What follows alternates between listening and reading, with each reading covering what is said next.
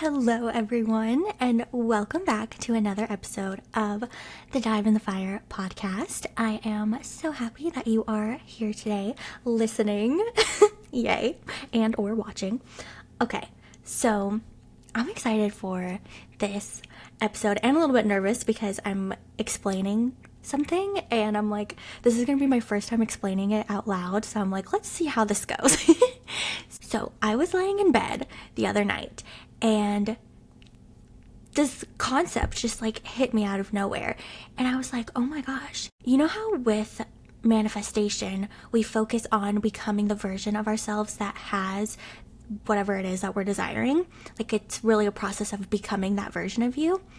And it was just clicking together that it's like, oh my gosh, this is kind of like a game. And it's like becoming this character is like unlocking the key to the reality that that character has. Like becoming the character is what unlocks that reality, that world. Like the character is the key. And so it's not about forcing and trying to make things happen and chasing these things and just trying to make sure your external reality looks a certain way. It's about becoming the version of you that already has those things and just fully embodying her or him, and then all the things that you are wanting will start magnetizing towards you. And of course, we have to take action as well. Okay, you know what? Let's get into it. Let me see where I want to start with this. Hold on. I was trying to think of what I want to use as an example of a desire. So when I'm talking about this, you keep in mind a desire that you have. I'm going to make up one. I'm going to use an example of someone who wants to be a talk show host, have their own talk show one day. Wouldn't that be fun? Okay, so the first thing we want to do really is we want to think about this talk show host version of you. And you're essentially creating the blueprint that you're going to follow as this person. So who is this person? What are their values? What do they like to wear? What do they like to eat? What do they like to do? Who do they surround themselves with? What kind of content do they watch? Do they read? So getting clear on who this person is and focusing on becoming them. It's not going to like, oh my gosh, but how am I gonna have my own talk show one day? How am I gonna make that happen? Who's gonna blah, blah, blah. No, the how is not our job. We don't need to worry about the how. Focus on becoming the version of you that already has that thing. Becoming her, becoming him. Maybe the talk show host version of you takes care of herself by going on daily walks to make sure that she has a clear mind and is able and ready to show up at her fullest on this talk show. So maybe now you start going on walks every day to clear your mind. Also, whatever we want, whatever it is that we think we want, really, too, it's just the feelings that we want. So what do you think being a talk show host or whatever your desire is would bring you? Would it bring you more connection with people? Would it bring you more joy in your life? Would it bring you more excitement? Well, when I first started getting into this world, I would always hear the teachers say, oh, you think you want the thing, but it's actually the feelings the thing is going to bring you. And I'm like, you're wrong. I just need to manifest this thing and then maybe I'll listen to what you're saying, but like you don't understand. I need to have this thing. It's not the feelings, it's the thing. And you know, after years, I gotta tell you, they were right, okay? I would get the things that I thought I wanted and it would give me that temporary high, and then I'd be like, oh, you were right. It's not the thing, it's the feelings. And the great news is, though, that you can create those feelings within you now. I know it may not feel that way, you may not believe that, but trust me, you can. So that's another element of it. Showing up as the person that has it, feeling the feelings that that person would have. Because think, we are becoming that person, and once that person is unlocked, watch the reality unfold. The reality that you wanted, the reality that you have now unlocked by showing up as that version of you.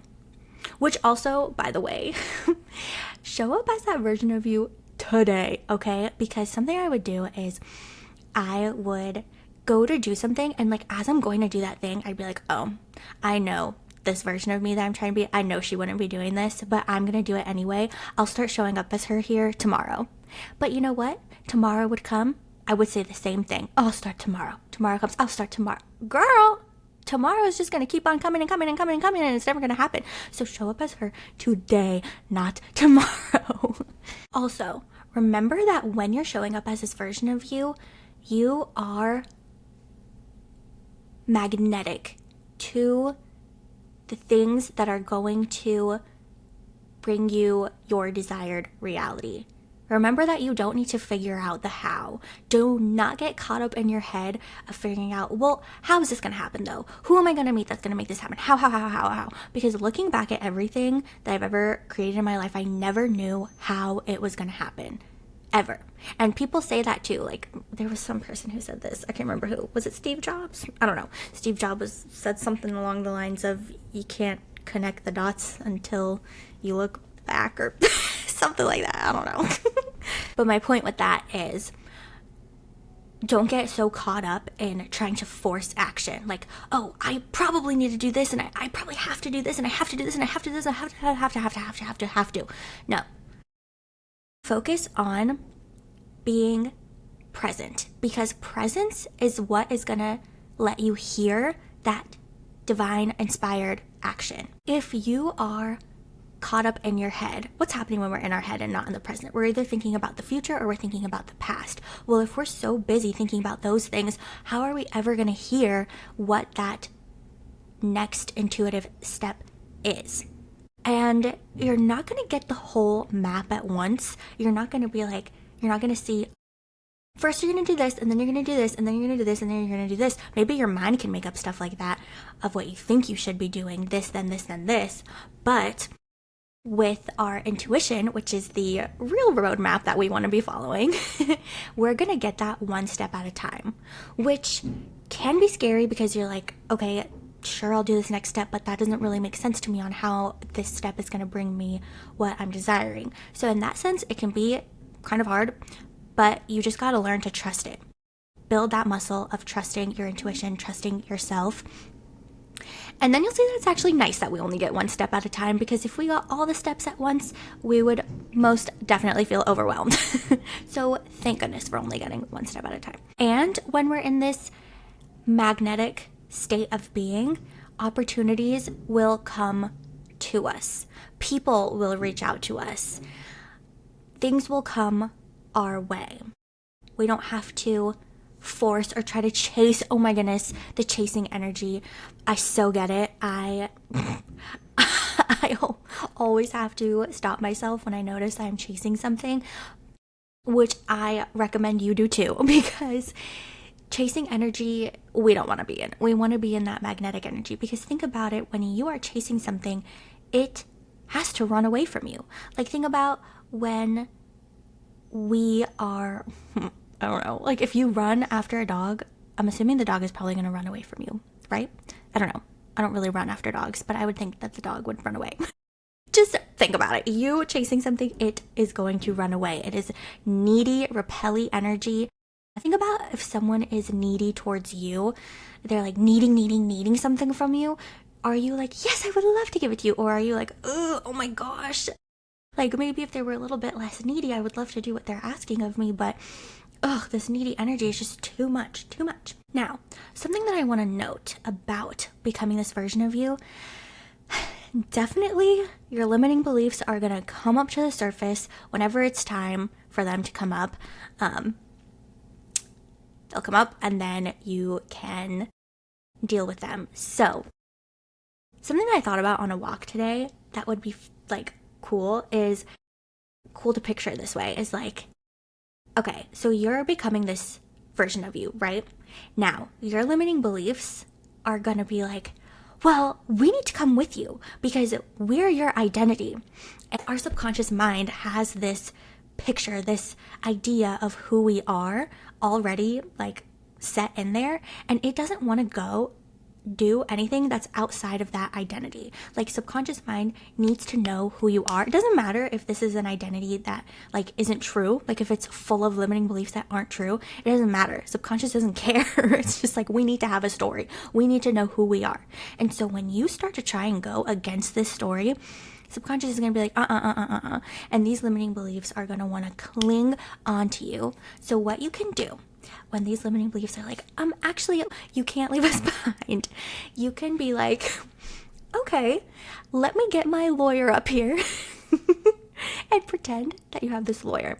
And you show up as a lawyer too, though, but like be very objective. I haven't tried this method before. This just like came to me on my walk.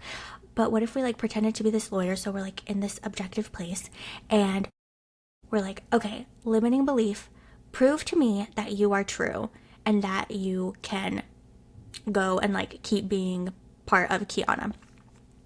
Now, this I have done before, proving the limiting belief to be true, which when you try to do that, you'll be like, oh, this actually is not true. Like, let me give you an example. So let's say I had this limiting belief that I am irresponsible with money. So I'd be like, okay, limiting belief, prove this to be true to me. Limiting belief would be like, okay, well, remember that one time that you were in college and you went to Whole Foods and you spent $300 on groceries for just yourself? True story. I would be like, okay, I see what you're trying to say there, but I was doing the best that I could with the knowledge that I had in my brain. With what I knew at the time, I was doing my best. Listen, I was trying to be a healthy eater, going to Whole Foods, get my healthy food. I was doing my best. And I was just a young girl who didn't know much about money and how to, not just blow it all. I was truly doing the best with what I had. Then I would show an example of how today I am more smart with my money. I think about things more before I actually buy them. And then I would like give specific examples to myself too. So you're basically looking at this limiting belief and proving it to be wrong. Because normally we're not doing that. Like the limiting belief just comes up and we just listen to it. But now we are in court. We have a lawyer. Limiting belief, you need to prove yourself to be true. And guess what? It won't. So then you'll be like, okay, well, limiting belief, you're not coming with me. So sorry. And then you know what? As you're going about your life, this limiting belief is gonna try and pop up again. And what you can do is you can like picture that it's like outside a fence, like trying to get in.